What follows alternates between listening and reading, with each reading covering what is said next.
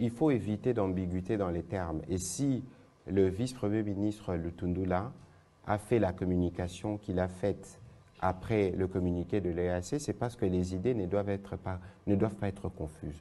Nous ne négocierons pas et nous ne comptons pas négocier avec les M23. Cela doit être bien clair.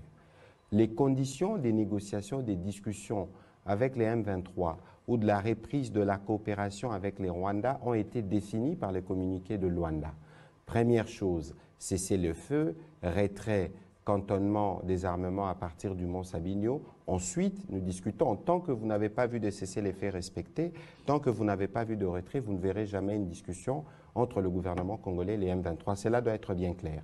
Mais ceci dit, il y a des dialogues qui se font à un autre niveau parce que la question est une question qui est prise en charge par la région, notamment la communauté de l'Afrique de l'Est. Et donc, il faut considérer que la réunion qui s'est tenue, c'est dans le cadre de ces contacts, mais que nous, le plan qui est le nôtre, c'est le plan de Luanda, et c'est sur ça que nous tenons.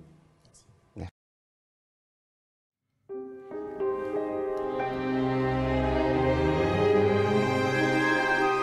C'est clair, comme de l'eau claire dans un verre clair, le chef d'État l'a dit devant le corps diplomatique.